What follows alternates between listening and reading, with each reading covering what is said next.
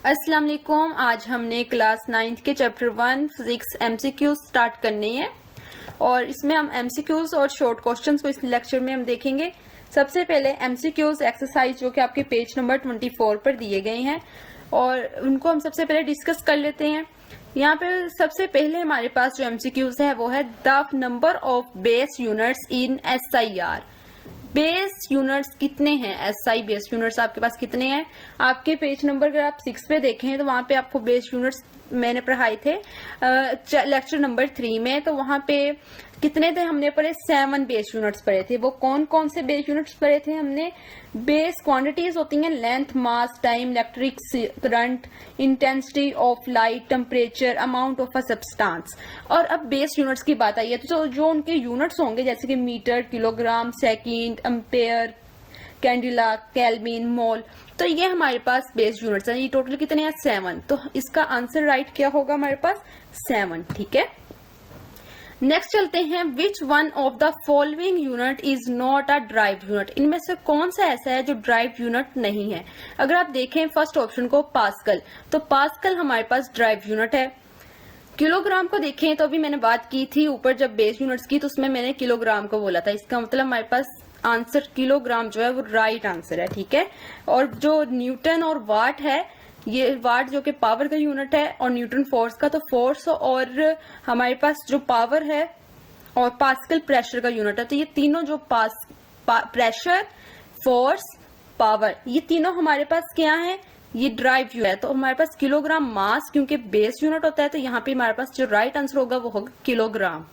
Next चलते हैं third MCQs. वो कह रहे हैं amount of a substance in terms of numbers in measured in. वो कह रहे हैं कि अमाउंट ऑफ सब्सटेंस जो है वो किस पर मेजर होते हैं, किससे मेजर होते हैं, क्या उनका यूनिट है? सब्सटेंस को हम जो है वो मोल से मेजर करते हैं। ठीक है, कोई भी सब्सटेंस है, जैसे कि यहाँ पर ऑप्शंस क्या दिए गए हैं? ग्राम, फर्स्ट ग्राम, ग्राम जो है वो मास ग्राम में हम मेजर करते हैं। ठीक है, किलोग्राम में भी मास मेजर होता है, न्यूटन फोर्स के लिए यूज किया जाता है, और मोल जो है वो सब्सटेंस, अमाउंट ऑफ सब्सटेंस के लिए हम मोल को यूज करते हैं।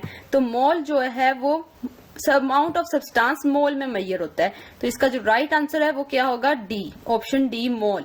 नेक्स्ट चलते हैं फोर्थ एमसीक्यूज में। वो कह रहे हैं an interval of 200 microsecond in equivalent to. अब यहाँ पर वो कह रहे हैं कि इसको इक्विवेलेंट में यानी साइंटिफिक नोटेशन में इसका कौन सा राइट आंसर है? इधर आपको ना 4 ऑप्शंस दिए गए हैं। फर्स्ट ऑप्शन है 0.2 सेकेंड्स। अब देखें अगर आप यहाँ पर, तो आपको वर्ड इधर माइक्रो नजर आ रहा होगा। ठीक है, अब ये माइक्रो क्या है?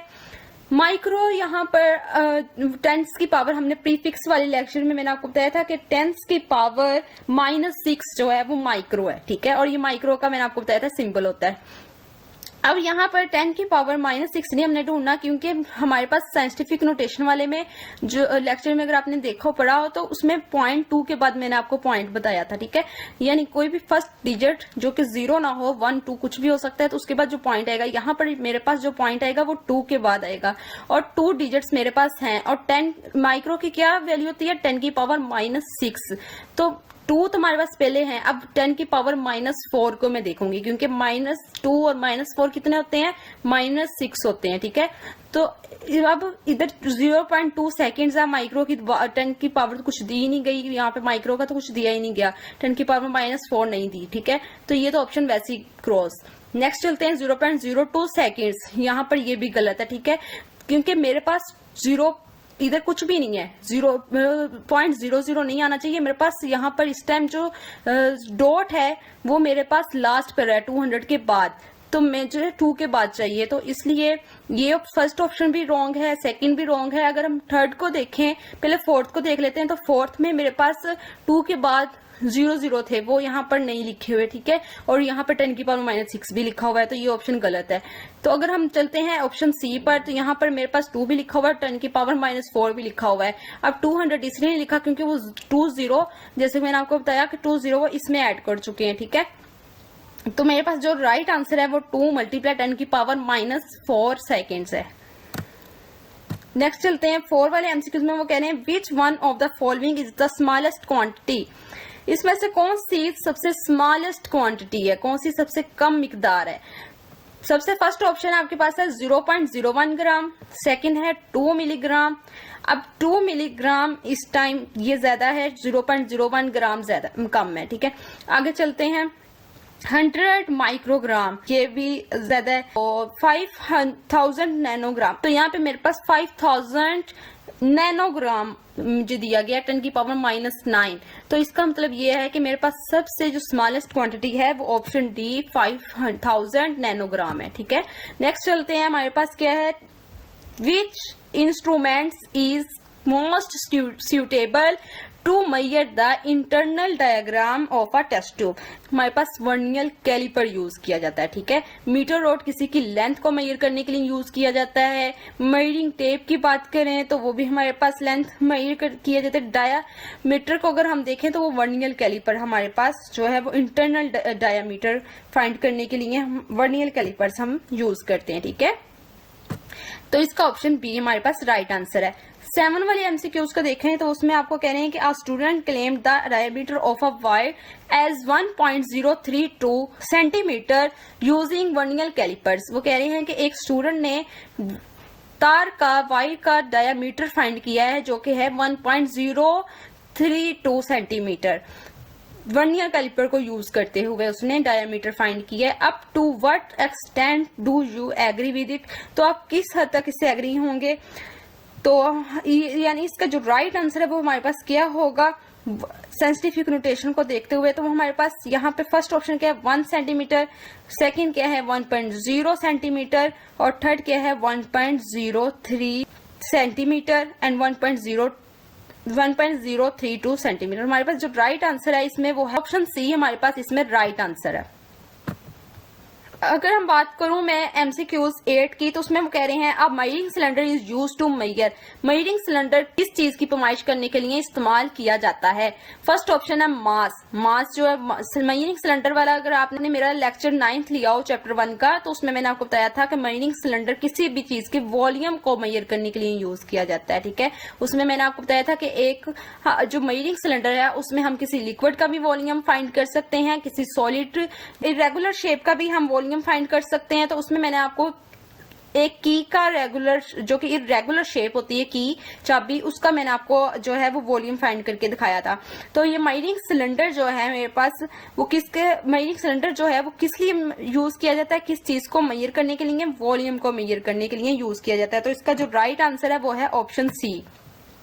नेक्स्ट चलते हैं, a student noted the thickness of a glass sheet using a screw gauge. अब थिकनेस को जो है वो थिकनेस मेजर करने के लिए हम स्क्रू गेज को यूज करते हैं, ठीक है। एक स्टूडेंट ने क्या किया जी, एक ग्लास शीट की उसने थिकनेस फाइंड की स्क्रू गेज को यूज करते हुए। On the main scale it reads 3 divisions while 8th division on the sector scale coincides with index line. Index line की जो 8th डिवीजन थी वो मेन स्केल के 3 डिवीजन के साथ ज्वाइन कर रही थी। इट्स थिकनेस इस, तो उसकी थिकनेस कितनी होगी, 3.8 सेंटीमीटर होगी, 3.08 सेंटीमीटर होगी, 3.08 मिलीमीटर होगी, 3.08 मिलीमीटर होगी।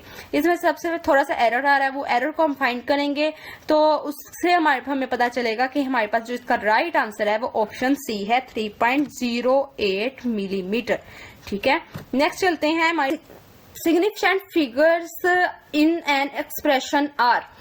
सबसे फर्स्ट ऑप्शन है ऑल द डिजिट्स, तमाम डिजिट सिग्निफिकेंट फिगर्स को एक्सप्रेस करते हैं, या फिर all the accurately known digits, सिर्फ वो जो डिजिट जो एक्यूरेट होते हैं, या फिर all the accurately known digits and the first doubtful digit. पहला डाउटफुल डिजिट और जितने भी एक्यूरेट डिजिट होते हैं वो सिग्निफिकेंट फिगर को एक्सप्रेस करते हैं, या फिर डी वाला ऑप्शन है all the accurately noun and all the doubtful digits, के तमाम डाउटफुल डिजिट्स और एक्यूरेटली डिजिट्स जो है वो सिग्निफिकेंट फिगर को एक्सप्रेस करते हैं। तो इसका जो राइट आंसर है वो है C option, all the accurately known digits and the first doubtful digit. Next चलते हैं, नेक्स्ट है हमारे पास 11 एमसीक्यूज में वो कह रहे हैं identify the base quantity in the following. Base quantity आपने बतानी है, स्पीड जो है वो हमारे पास ड्राइव्ड क्वांटिटी है, ठीक है। एरिया भी ड्राइव्ड क्वांटिटी है, फोर्स भी ड्राइव्ड क्वांटिटी है। तो इसका जो आंसर है करेक्ट वो डिस्टेंस है, ठीक है। डिस्टेंस को हम मीटर में मेजर करते हैं, ठीक है। तो हमारे पास बेस यूनिट डिस्टेंस का क्या है, मीटर है। तो डिस्टेंस हमारे पास क्या है, ये बेस क्वांटिटी है, तो इसका मतलब राइट आंसर हमारे पास डी है, डिस्टेंस। आगे चलते हैं, आगे आपके शॉर्ट क्वेश्चन स्टार्ट हो जाते हैं।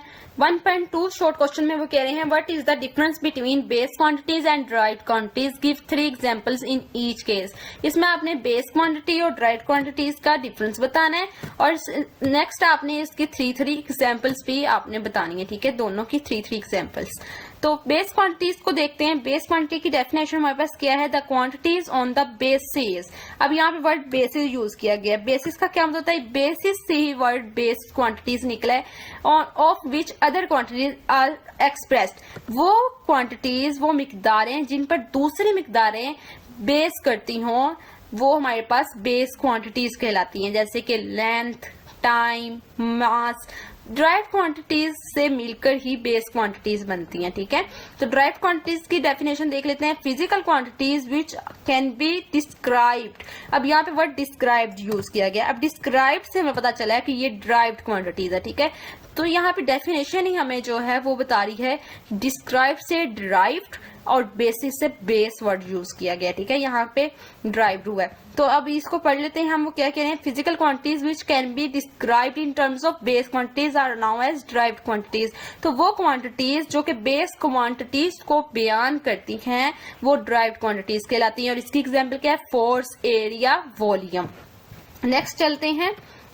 नेक्स्ट क्वेश्चन है, pick out the base quantities in the following. आपके पास यहाँ पर कुछ यूनिट्स दिए गए हैं और आपने ये बताना है कि इनमें से बेस यूनिट्स कौन कौन से हैं, ठीक है। तो बेस यूनिट्स यहाँ पे आपको जाउल दिया गया है, न्यूटन दिया गया है, kilogram, hertz, mole, ampere, metre, kelvin, coulomb and watt. अब देखा जाए तो जाउल वर्क का यूनिट होता है, ठीक है। तो वर्क हमारे पास यहाँ पर क्या है, वो ड्राइव्ड क्वांटिटी है, ड्राइव्ड यूनिट है। तो अब हमारे पास न्यूटन क्या है, हमारे पास न्यूटन फोर्स का यूनिट होता है। तो फोर्स हमारे पास क्या होती है, ये भी ड्राइव्ड क्वांटिटी है, ड्राइव्ड यूनिट है। किलोग्राम भी हमारे पास, किलोग्राम जो है वो मास का यूनिट होता है और मास क्या है, बेस क्वांटिटी है, ठीक है। तो इस तरह से किलोग्राम को हम यहाँ पर ले आते हैं। किलोग्राम हमारे पास बेस यूनिट। तो इसमें आपने सिर्फ वो लिखने हैं जो बेस यूनिट्स हैं, ठीक है। यहाँ पे किलोग्राम जो है वो हमारे पास बेस यूनिट है। इसके बाद हमारे पास मोल आ जाता है जो कि अमाउंट ऑफ सब्सटेंस का यूनिट है, तो ये हमारे पास आ जाता है बेस यूनिट। उसके बाद एम्पेयर हमारे पास जो कि करंट का यूनिट है, ये भी हमारे पास बेस यूनिट है, ठीक है। तो उसके बाद मीटर आ जाता है। मीटर हमारे पास लेंथ का यूनिट है जो कि लेंथ क्या है, बेस क्वांटिटी है। और केल्विन जो है ये हमारे पास यूनिट ऑफ टेम्परेचर है, तो ये भी हमारे पास आ जाता है। क्यूलब और वाट जो है ये हमारे पास ड्राइव्ड यूनिट्स हैं। तो यहाँ पे ये अलग से भी मैंने यहाँ पे मेंशन किए हुए हैं कि बेस यूनिट्स कौन कौन से हमारे पास, किलोग्राम, मोल, एम्पेयर, मीटर, केल्विन। नेक्स्ट चलते हैं 1.4 में, वो कह रहे हैं find the base quantities involve in which of the following derived quantities. वो कौन कौन सी, वो इसमें से ना अब हमने क्या बतानी, बेस क्वांटिटीज बतानी है, वो क्वांटिटीज जो के ड्राइव्ड क्वांटिटीज से मिलकर बनती हैं। तो सबसे पहले आपको जो दी गई है यहाँ पर वो है स्पीड। और स्पीड की बात करते हैं कि स्पीड हमारे पास किस तरह से आती है। स्पीड हमारे पास इसका फॉर्मूला क्या होता है, डिस्टेंस बाय टाइम। तो डिस्टेंस का ऐसा यूनिट क्या होता है, लेंथ होता है, ठीक है। और टाइम हमारे पास, टाइम ऐसे ही आ जाएगा।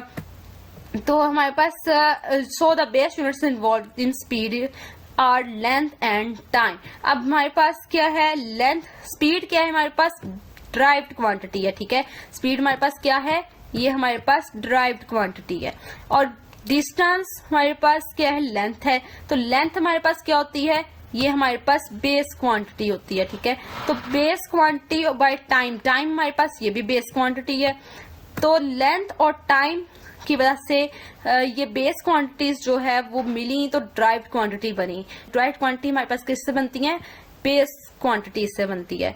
नेक्स्ट चलते हैं वॉल्यूम। वॉल्यूम कैसे बनता है, हमारे पास length multiply width multiply height. अब विड्थ हमारे पास क्या है, वो भी लेंथ होती है। हाइट हमारे पास वो भी लेंथ होती है। और लेंथ क्या है हमारे पास, अगर हम लेंथ की बात करें तो ये हमारे पास क्या है, बेस क्वांटिटीज है, ठीक है। फोर्स हमारे पास कैसे, फोर्स एक ड्राइव्ड क्वांटिटी है, ठीक है। फोर्स हमारे पास क्या है, ड्राइव्ड क्वांटिटी। और हमारे बात करते हैं अगर हम मास मल्टीप्लाई एक्सीलरेशन इसका फॉर्मूला होता है, ठीक है, by Newton second law, mass multiply acceleration. अब मास हमारे पास क्या है, मास तो ऐसे वैसे ही आ जाएगा। एक्सीलरेशन क्या होता है, वेलोसिटी पर टाइम, वेलोसिटी बाय टाइम होता है, ठीक है। तो हमारे पास वेलोसिटी क्या है, डिस्टेंस बाय टाइम, वेलोसिटी क्या है, डिस्टेंस बाय टाइम। तो टाइम नीचे जाके मल्टीप्लाई टाइम के साथ हो जाएगा। अब डिस्टेंस हमारे पास क्या है, लेंथ है, जो कि हमारे पास लेंथ क्या है, यहाँ पर लेंथ एक बेस क्वांटिटी है, ठीक है।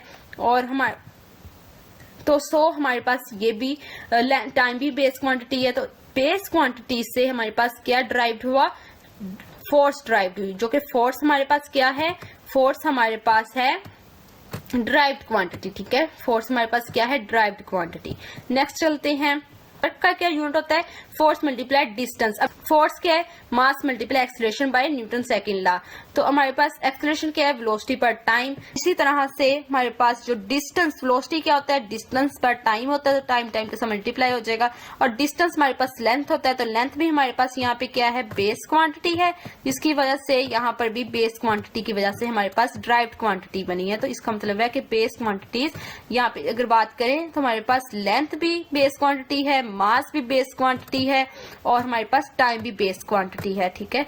तो इससे हमें पता चला कि जो base quantities are involved in work are length, mass and time. Next question है जिसमें 1.5 क्वेश्चन में वो कह रहे हैं estimate your age in seconds. अपनी उम्र का अंदाजा लगाएं सेकंड्स में, ठीक है। तो लेट प्रेजेंट एज, आप फॉर एग्जांपल आपकी 15 इयर्स ओल्ड आपकी एज है, ठीक है। और हमारे पास एक साल में कितने दिन होते हैं, एक साल में हमारे पास 365 डेज होते हैं। 15 को मल्टीप्लाई 365 के साथ करेंगे तो हमारे पास आंसर आ जाएगा 5475 डेज। अब डेज में एक दिन में कितने आवर्स होते हैं, 24 आवर्स होते हैं, ठीक है। एक दिन में हमारे पास कितने घंटे होते हैं, 24 घंटे होते हैं। तो हम 24 को मल्टीप्लाई कर देंगे 5475 के साथ, तो हमारे पास आंसर इतना आ जाएगा 131400 आवर्स। अब आवर्स में कितने सेकंड होते हैं, एक घंटे में 60 सेकंड होते हैं, ठीक है। और अगर हम 60 को 60 के साथ मल्टीप्लाई करें तो हमारे पास कितना आता है, 3600 सेकंड्स आ जाते हैं। और 3600 सेकंड्स को अपने इस अमाउंट के साथ मल्टीप्लाई करेंगे तो हमारे पास आंसर जो है वो 47304000 सेकंड्स आ जाएगा। और ये इस तरह से आप अपनी एज का एस्टिमेट लगा सकते हैं इन सेकंड्स में, ठीक है। अगर आपकी एज 16 है तो आप 15 की जगह 16 लिखोगे, और हो सकता है कि आपको पेपर में जो है वो कोई ना कोई एज दी गई हो कि जैसे आपने 15, 16 का निकालना हो तो वो आपको हो सकता है आपको एज बताई हो, ठीक है। ये क्वेश्चन भी इंपॉर्टेंट है। 1.6 क्वेश्चन में वो कह रहे हैं what role SI units have played in the development of science. Science की तरक्की में एसआई यूनिट ने क्या किरदार अदा किया है। तो इसके आंसर को हम पढ़ लेते हैं। With the development in the field of science and technology the need for a commonly acceptable system of units was seriously felt all over the world, particularly to exchange scientific and technical information। वो क्या कह रहे हैं, वो कह रहे हैं science और टेक्नोलॉजी के मैदान में तरक्की के साथ पूरी दुनिया में खास तौर पर साइंस और तकनीकी मालूमात के तबादले के लिए इकाइयों के आम तौर पर काबिल कबूल निजाम की जरूरत को संजीदगी से महसूस किया गया, ठीक है। सीरियसली फेल्ट का क्या मतलब होता है, संजीदगी से महसूस किया गया, यानी बहुत ज्यादा महसूस हुआ कि हमें कोई ना कोई ऐसे यूनिट्स होने चाहिए जिनसे हम क्या करें, इन साइंटिफिक इंफॉर्मेशन को या टेक्निकल इंफॉर्मेशन को हम एक्सचेंज कर सके, ठीक है। तो ऐसा यूनिट वाला जो लेक्चर है मेरा, उसमें मैंने इसको बहुत डिटेल से इसकी हिस्ट्री भी बताई थी और क्यों इसकी जरूरत पेश आई थी मैंने आपको ये भी बताया था। तो वो लेक्चर अगर आपने नहीं सुना तो आप वो भी सुन लें ताकि आपको मजीद समझ आ जाए कि हमें साइंस की तरक्की में इसकी क्यों जरूरत पेश आई थी, क्या इसका अहम किरदार था। आगे चलते हैं। To fulfil this need a world wide system of measurements called international system of units. तो इस जरूरत को पूरा करने के लिए पैमाइश का एक आलमी निजाम अपनाया गया था और इसी निजाम को हम क्या कहते हैं, बैनुल अक़वामी निजाम कहते हैं, ठीक है, जिसको हम इंग्लिश में क्या कहते हैं, international system of units. Next चलते हैं। What is the meant by vernier constant. Vernier constant से क्या मुराद है, The difference between one small division on the main scale and one vernier scale division is called vernier constant. Main scale पर एक छोटे division और एक वर्नियल scale division के दरमियान फर्क को वर्नियल कांस्टेंट कहते हैं। क्या कहते हैं? वर्नियल कांस्टेंट कहते हैं। ठीक है, this is the minimum length which can be measured accurately with the help of vernier caliper।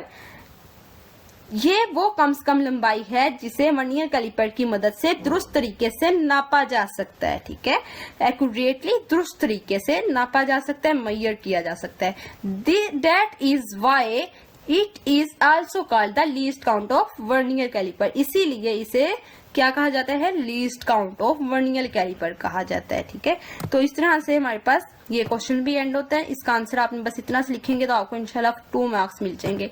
Next चलते हैं। नेक्स्ट क्वेश्चन हमारे पास आ जाता है 1.8।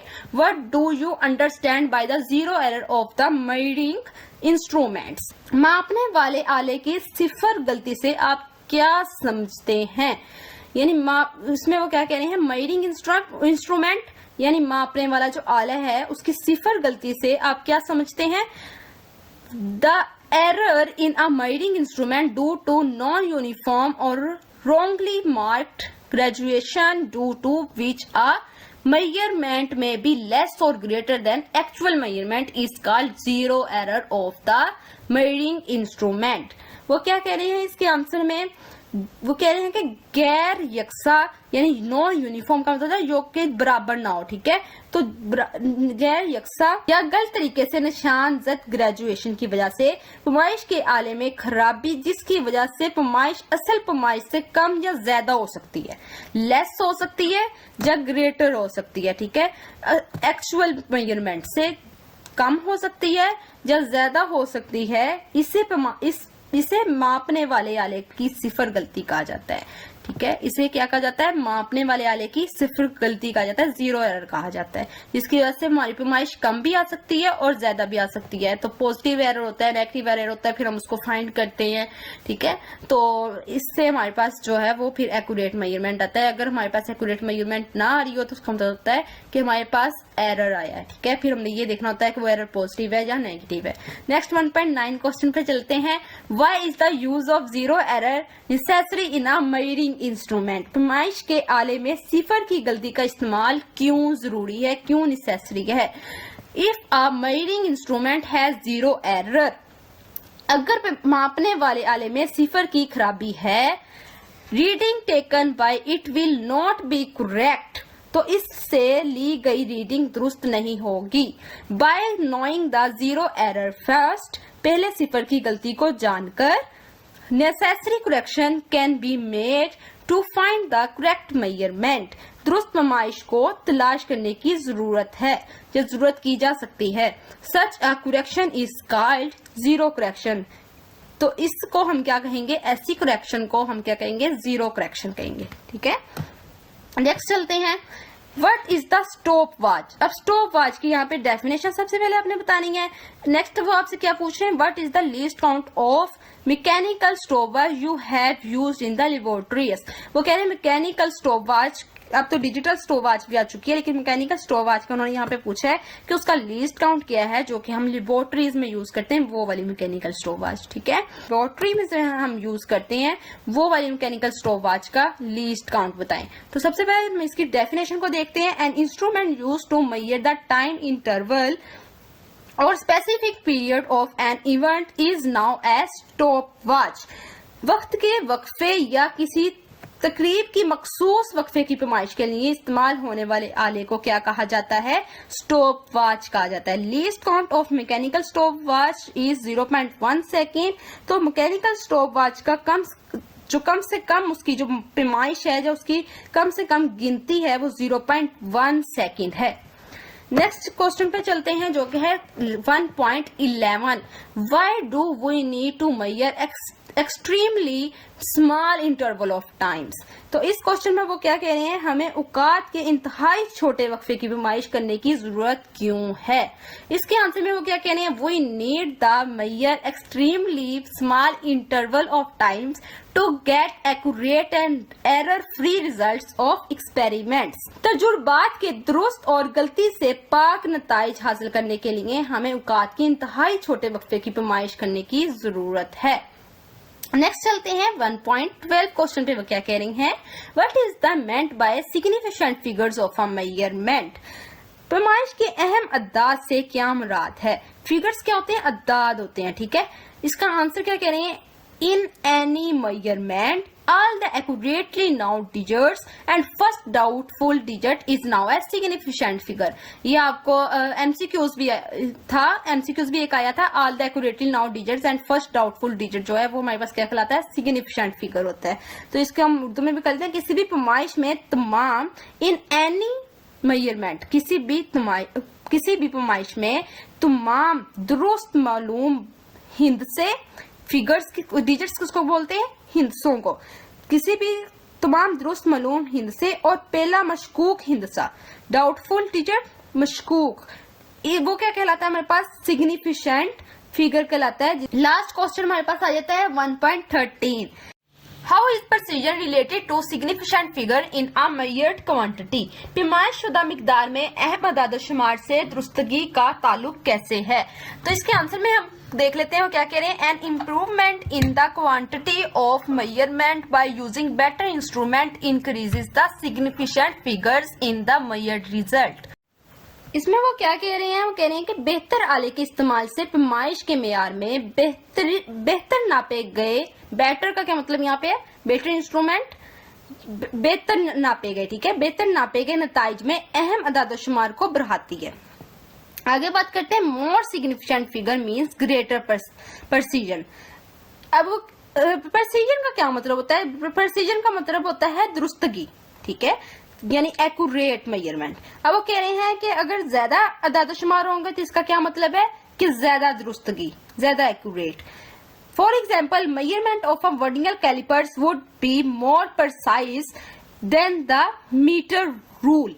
वो कह रही है कि मीटर रूल अगर एक हम स्केल से नापते हैं तो वो वर्नियर कैलिपर से कम एक्यूरेट मेजरमेंट हमें देगा, ठीक है। वर्नियर कैलिपर हमें क्या करेगा, मोर प्रिसाइज हमें measurements देगा। Therefore, measurements taken by vernier calipers would have more significant figures than that taken by meter rule। तो वो क्या कह रही है, लास्ट लाइन में वो कह रही है कि वर्नियर कैलिपर्स की पैमाइश मीटर रूल के असूल से ज्यादा दुरुस्त होगी, इसलिए वर्नियर कैलिपर्स की पैमाइश में मीटर के असूल से ली गई पैमाइश से ज्यादा अहम अदाद-ओ-शुमार जो अदाद होंगे, सिग्निफिकेंट फिगर्स, वो ज्यादा होंगे, ठीक है। तो ये था हमारा आज का लेक्चर जिसमें मैंने फर्स्ट चैप्टर के एमसीक्यूज और शॉर्ट क्वेश्चंस आपके साथ शेयर किए हैं और आपको अपनी तरफ से पूरे कॉन्सेप्ट्स आपके क्लियर किए हैं। उम्मीद है आपको आज का लेक्चर बहुत ज्यादा पसंद आया होगा, कॉन्सेप्ट्स आपके क्लियर हो गए होंगे। Thanks for watching my video. Allah Hafiz.